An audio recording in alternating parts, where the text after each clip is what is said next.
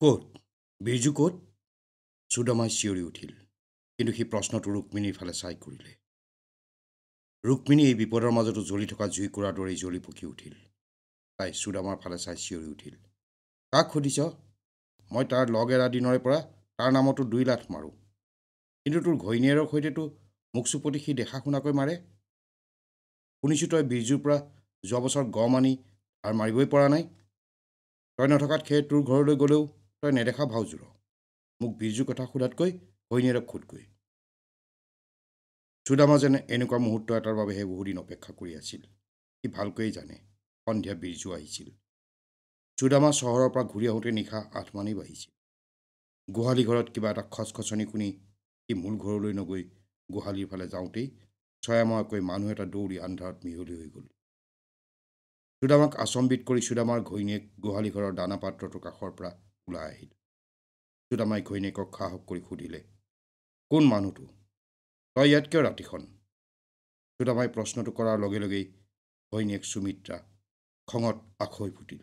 পাখণ্ড! চাহটোকে বাঘটো দেখ। গৰুৱে হেম্বেলিয়ালত মই চাবলৈ আহিছোঁ। ঘৰৰ কাম কোটা এগছ নকৰ, পেট ভৰাই ভাত দিব নোৱাৰ, মতা ওলাইছ ইত্যাদি সচৰাচৰ গাই থকা পুৰাণখন সুমিত্ৰাই পুনৰ মেলিলে। সুদামাৰ জীৱনৰ প্ৰতি ধিক্কাৰ জন্মিছিল। সি সুমিত্ৰাক সদায় ভয় কৰিয়েই চলি আহিছে। সুদামাৰ চৰিত্ৰ গাঁৱৰ আন পুৰুষৰ সৈতে নিমিলে। গাঁৱৰ ৰামলীলা, হনুমান, বিজয় নাটকত সি সীতা নতুবা কৌশল্যা কৈকেয়ীৰ ভাও পায়। তাৰ বিপৰীতে সুমিত্ৰাই এটা পুৰুষৰ দৰে সংসাৰ চলাই দম্ভালি দেখুৱায়। কিন্তু আজি ৰুক্মিণীৰ কথাত তাৰ যি পৌৰুষত্বত আঘাত লাগিল, সেয়া আগতে কেতিয়াও হোৱা নাছিল। সি ৰুক্মিণীৰ ফালে অগ্নি বৰষা দৃষ্টি নিক্ষেপ কৰি সোঁফুৱাই ঘৰলৈ গ'ল। কিছু পৰৰ পিছত গাঁৱৰ সকলো মানুহে দেখিলে সুদামাই বীৰ দৰ্পেৰে ঘৈণীয়েকক মৰিয়াই কেলাই নৈৰ পাৰলৈ লৈ আহিছে। কাবৌ কোকালি কৰি ঘৈণীয়েক সুমিত্ৰাই গিৰিয়েকৰ পৰা বচাবলৈ সকলোকে হাতজোৰ কৰিছে। জুই ইতিমধ্যে নুমাই ধোঁৱাৰে চাৰিওকাষে আৱৰি ধৰিছে।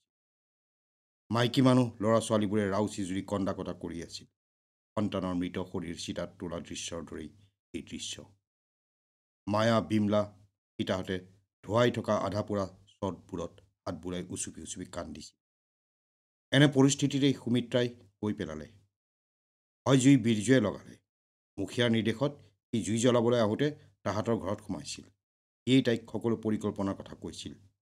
বিৰজুৰ লগত মায়াৰ মদাহী গিৰিয়েক তাত্তু আৰু হৰিচৰণৰ পুতেকো আছে। সুদামা হঠাতে ঘৈণীয়েকক এৰি ভাপকৈ মাটিত বহি পৰিল। ঘৈণীয়েক সুমিত্ৰা এই সুযোগতে পুনৰ ঘৰলৈ দৌৰিলে। মানুহবোৰ উত্তেজিত হৈ উঠিল।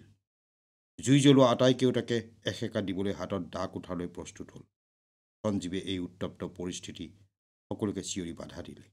ক্ষান্ত হোৱা, মই কৈছোঁ ক্ষান্ত হোৱা, শুনা মোৰ কথা। তোমালোকক আজিৰ ঘটনাটোৰ বাবে বিৰজু হৰিচৰণহঁতক এসেকা দিবলৈ লাগেনে? সকলোৱে চিঞৰিলে, লাগে লাগে। এই মুহূৰ্ততে সিহঁতৰ লাজ জ্বলাবলৈ লাগে সকলোকে। কিন্তু মূল অপৰাধী মুখীয়া, কেশৱ চৰ্দাৰ, জগদীশ চৰ্দাৰ, এইবোৰক কি কৰিব পাৰিব সিহঁতে? বিৰজুহঁত আঁঠুৱা তলৰ মহ। আনৰ নিৰ্দেশত সিহঁতে কাম কৰিছে। সিহঁতক যেতিয়াই তেতিয়াই মাৰিব পাৰি। কিন্তু সিহঁতক মাৰিলেই সমস্যাৰ সমাধান হ'ব জানো? আৰু 2টা বিৰজু নোলাবনে? মানুহবোৰ নিমাতে থাকিল। সঞ্জীৱে ধুৱাই থকা চটবোৰৰ পৰা ভালবোৰ বাছি উলিয়াবলৈ সকলোকে নিৰ্দেশ দিলে। আমি আৰু এসপ্তাহৰ ভিতৰত পোৰা সামগ্ৰীবোৰ নতুনকৈ তৈয়াৰ কৰিম। নিশা পহৰা দিম। এইবাৰ কোনেও একো কৰিব নোৱাৰে। কিন্তু এই মুহূৰ্তত যদি 2টা মানুহ তোমালোকে মাৰি দিয়া, গাঁৱলৈ পুলিচ আহিব। তোমালোকৰ ওপৰত অন্য অত্যাচাৰ হ'ব। এই প্ৰজেক্ট বন্ধ হৈ যাব। এয়াই আমাৰ শত্ৰুৱে বিচাৰিছে। তোমালোকৰ এটা মাত্ৰ ভুলে সৰ্বনাশ মাতি আনিব।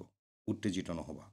আমাক উত্তেজিত কৰি তুলিবলৈকেতো তোমালোকৰ হাতে তৈয়াৰী সামগ্ৰীবোৰত জুই লগোৱা হ'ল। মানুহবোৰে কথাবোৰ চিন্তাই কৰা নাছিল। সঞ্জীৱৰ কথাবোৰ সিহঁতে হৃদয়ংগম কৰিলে। মৌন হৈ প্ৰত্যেকে আধা পোৰা চটবোৰৰ পৰা ভালবোৰ বাচিবলৈ ধৰিলে। জুই সম্পূৰ্ণভাৱে নুমাইছে। মাজে মাজে মাত্ৰ 2-এটা জুইৰ সোণালী বিন্দু নিশাৰ আকাশলৈ উৰি আই হৈ বিলীন হৈ গ'ল। মানুহৰ চকু পানীবোৰো শুকায়। অলপ পাছতে পূবে ফলভাত দিব। বেলি ওলালেই মানুহবোৰে পুনৰ কাম আজি আৰম্ভ কৰিব। দুগুণ শক্তি। ৰাখী মানুহবোৰৰ মাজে মাজে ঘূৰি ফুৰিছে। সকলো নদীৰ পাৰত বেলি ওলোৱালৈ বাট চাই বহি আছে। বৰ্ষাও বহি আছে মানুহবোৰৰ মাজত। হঠাতে তাইৰ অনুভৱ হ'ল তাইৰ পিঠিত আউজি এক মুহূৰ্তৰ বাবে এটা অবিনষ্ট চুলিৰ মূৰে কান্ধত বিশ্ৰাম লৈছে। সঞ্জীৱৰ শৰীৰৰ গোন্ধ স্পৰ্শ তাই চিনি। বৰ্ষাই এক অবুজ মমতাত এখন হাতেৰে সঞ্জীৱৰ মূৰত হাত বুলালে। মাত্ৰ 15 ছেকেণ্ডমানৰ এই অনুভূতিৰ বিনিময় সঞ্জীৱ তৎক্ষণাতে উঠি গ'ল বৰ্ষাৰ ওচৰৰ পৰা। বৰ্ষাৰ এই অনুভৱ বুকুৰ মাজেৰে আৰু এখন মেচু নৈ হৈ বৈ থাকিল। হঠাতে পূব আকাশত এটা সোণালী ৰেখাৰ উদয় হ'ল। লাহে লাহে ৰেখাডালে আকাশৰ নিশাৰ প্ৰলেপ মুচি বহল পোহৰৰ পাতি পাৰি দিবলৈ। পুৰুষ ৰাজা অগল চলো কাম চুৰু, বলভদ্ৰই প্ৰথম চিঞৰ মাৰিলে। মানুহবোৰে সূৰ্যৰাজক যেন কথা দিয়ে থৈছিলে আহি পালেই কাম আৰম্ভ হ'ব বুলি। বৰ্ষাই আমোদ পালে কথাটোত। মেচু নৈৰ পানী জুলীয়া সোণৰ দৰে চিকমিক কৰিছে। মানুহবোৰে একাঠু পানীৰ নদীখনত নামি পানীৰ নিশাৰে অৱসাদ যন্ত্ৰণাক ধুই পেলাইছে। বৰ্ষাই দেখিলে অদূৰত সঞ্জীৱেও মুখত চুলিত পানী সানি লৈছে। বৰ্ষাও এখোজ দুখোজকৈ মানুহৰ সমদলটোৰ সৈতে মেচুৰ সোণালী পানীলৈ নামি গ'ল। ৰাখীক ইমান বিমৰ্ষ কেতিয়াও দেখা নাছিল বৰ্ষাই। নিশা উজাগৰে থকাৰ চিন সুস্পষ্ট ৰাখীৰ চকুত। ৰাখীয়ে পুৱা 5 বজাৰ পৰা নিশা 10-11টালৈ এক মুহূৰ্ত জিৰণি নোলোৱাকৈ কাম কৰিব পাৰে। অবিশ্বাস্য তাইৰ কৰ্মশক্তি। কিন্তু নিশাৰ আহাৰৰ পিছত বিচনাত পৰা মাত্ৰকে ৰাখী তৎক্ষণাৎ গভীৰ নিদ্ৰাত পতিত হয়। হাজাৰ চেষ্টা কৰিলেও ৰাখীৰ টোপনি ভঙা সহজ কথা নহয়। এই ৰাখীয়ে উজাগৰে কটাইছে, এটা চিন্তা কৰিবলগীয়া বিষয়। কালি ৰাখীৰ ঘৰৰ পৰা এজন আদবয়সীয়া লোক আহি প্ৰায় 2 ঘণ্টা সময় কথা পাতি যোৱাৰে পৰা ৰাখী অন্যমনস্ক হৈ পৰিছে। কাৰো অতীতৰ কথা সোধাটো এই অনুষ্ঠানৰ নিয়ম নহয়। কিন্তু এই নিয়ম ভংগ কৰি সঞ্জীৱে বৰ্ষাৰ আগত অতীত মুকলি কৰি দিলে। ৰাখীৰো নিশ্চয় এই অতীত আছে, যি অতীতৰ ছায়াই তাইক এই মুহূৰ্তত শান্তিৰে থাকিবলৈ দিয়া নাই। কম বয়সীয়া এই যুৱতীৰ ইমান পৰিপক্ক চিন্তা শক্তিৰ অৰিহণা একো ঘটনা নঘটাকৈ থকাটো সম্ভৱ। ৰাখী আজি সকলোৰে পৰা দূৰে দূৰে ফুৰিছে। তাই নদীৰ পশ্চিম ফালে থকা বগৰী গছ এজোপাৰ তলত অকলে গৈ বহোঁতেই বৰ্ষাও গৈ তাত উপস্থিত হ'ল। ৰাখীয়ে মুখেৰে একো নমতা দেখি বৰ্ষাই বুজিলে ৰাখীয়ে এই মুহূৰ্তত কাৰো সংগ বিচৰা নাই। ৰাখী, কাইলৈ চাহেবপুৰলৈ যাম, এদিনৰ বাবে তুমি যাবানে? বৰ্ষাই কথা পতাৰ এটা বাট মুকলি কৰিবলৈ চেষ্টা কৰিলে। নাই, মই নাযাওঁ। কাইলৈ কাম বন্ধ থাকিব, পৰহিলৈহে বজাৰলৈ বস্তু নিব। নাই, তুমি যোৱা। ৰাখী, কালি অহা মানুহজন কোন? হঠাতে বৰ্ষাই সুধি পেলালে। ৰাখীয়ে অলপ সময় বৰ্ষালৈ চাই থাকি ক'লে, তুমি চিনি নোপোৱা। তুমিও চিনি নোপোৱা নেকি? বৰ্ষাই অতৰ্কিতে প্ৰশ্নটো কৰিলে। ময়ো চিনি নাপাওঁ, ৰাখীয়ে এটা এটাকৈ শব্দবোৰ ক'লে। অথচ 2 ঘণ্টা তেওঁৰ সৈতে কথা পাতিলা। তেওঁ মোৰ মাৰ খবৰ লৈ আহিছিল। তোমাৰ মা দেউতা ভালে আছে নহয়? ৰাখীয়ে অন্যফালে মুখ ঘূৰালে। ৰাখীৰ মৌনতাই বৰ্ষাক অপ্ৰস্তুত কৰিলে। বৰ্ষা যাবলৈ থিয় হ'ল। হঠাতে ৰাখীয়ে মাত লগালে, বৰ্ষা, তুমি যে সুধিছিলা মানুহজন কোন বুলি, তেওঁৰ সৈতে মোৰ বিয়া হোৱাৰ কথা আছিল। স্বাভাৱিক সুৰত ৰাখীয়ে ক'লে। কি? বৰ্ষা যেন আকাশৰ পৰা খহি পৰিল। মোৰ দেউতাৰ বন্ধু তেওঁ। ৰাখী ইয়াৰ পিছত বহুপৰ মৌন হৈ ৰ'ল। তাৰ পাছত এবাৰ বৰ্ষাৰ মুখলৈ এক মুহূৰ্ত যেন কিবা চিন্তা কৰিলে। তাৰ পাছত হঠাতে দীঘলীয়া পাতনিৰে ৰাখীয়ে কথা ক'বলৈ আৰম্ভ কৰিলে। দেউতাৰ এটাই হবি, ব্যৱসায় বঢ়োৱা আৰু টকা গোটোৱা। নিজৰ নামৰ বাহিৰেও বহুতৰ নামত সা সম্পত্তি দেউতাই কৰিছিল। মোৰ নামতো 2-3 মহলীয়া ঘৰ পাটনা চহৰত দেউতাই থৈছে। কিন্তু দেউতাৰ গুৰুতৰ লিভাৰৰ অসুখ আৰম্ভ হ'ল। দেউতাৰ বিজনেছ পাৰ্টনাৰ বাসুদেৱৰ সৈতে মোৰ মাৰ এক মধুৰ সম্পৰ্ক। বাসুদেৱ বিপত্নী, এজনী ছোৱালী আছে তেওঁৰ। দেউতা হঠাৎ এদিন ঢুকাই থাকিল। মই BA ফাইনেল ইয়েৰলৈ উঠিছোঁহে তেতিয়া। দেউতা ঢুকোৱাৰ মাত্ৰ 6 মাহ হ'বলৈহে পালে। মায়ে মোক এটা অদ্ভুত প্ৰস্তাৱ আগবঢ়ালে। বাসুদেৱে মোক বিয়া কৰাব খুজিছে। মই বাসুদেৱক বিয়া কৰালে মোৰ 2টা ভাই ভনী, আমাৰ সা সম্পত্তি, বাসুদেৱৰ সা সম্পত্তি সকলো একেলগ হ'ব। বৰঞ্চ এক অটুট বন্ধনত আমি এটা পৰিয়াললৈ ৰূপান্তৰিত। বাসুদেৱৰ হেনো বয়স বেছি হোৱা নাই, মোৰ দেউতাতকৈ 3 বছৰ সৰু। দেউতাৰ বয়স ৪৮, বাসুদেৱৰ ৪৫ মান। মায়ে যুক্তি দৰ্শালে। দেউতা আৰু মাৰ বয়সৰ পাৰ্থক্য আছিল ১১ বছৰ। বাসুদেৱ ৪৫ বছৰৰ যদিও স্বাস্থ্যৱান, দেখাত ৩০ বছৰীয়া ডেকাৰ দৰে। খঙত মই ক'লোঁ, তুমিয়েই বাসুদেৱক বিয়া নকৰা কিয়? মায়ে ক'লে, আমাৰ বংশত বিধৱা বিবাহ হোৱা নাই। বংশানুক্ৰমে পাই অহা সকলো মাটি সম্পত্তিৰ পৰা মাক বহিষ্কাৰ কৰিব বৰ্জনা ঘটে। যদিহে মায়ে দ্বিতীয় বিবাহ কৰায়, কিন্তু তেওঁ বাসুদেৱক কোনোপধ্যে আঁতৰ হ'বলৈ নিদিয়ে। মই বাসুদেৱক বিবাহ বন্ধনেৰে এই পৰিয়ালত বন্দী কৰিব লাগিব। বৰ্ষাই বিস্ফোৰিত নেত্ৰেৰে ৰাখীৰ মুখলৈ চাই থাকিল। মাৰ সৈতে বাসুদেৱৰ সম্পৰ্কক মই সহজভাৱে ল'ব পৰা নাছিলোঁ। মই দেউতাৰ অন্ধভক্ত নাছিলোঁ যদিও দেউতাৰ মই অনুগত আছিলোঁ। আমাৰ প্ৰথম দুজনী ছোৱালী হোৱাত ককা আইতাহঁতে বেয়া পাইছিল। আমি হাৰিয়ানাত জন্ম হৈছিলোঁ। দেউতাৰ ব্যৱসায় তেতিয়া হাৰিয়ানাত। দেউতা হেনো আমাক লৈ ইমান সুখী আছিল যে বিহাৰৰ ককা আইতাৰ ঘৰলৈ এইবোৰ কথাৰ বাবে আহিবলৈ বেয়া পাইছিল।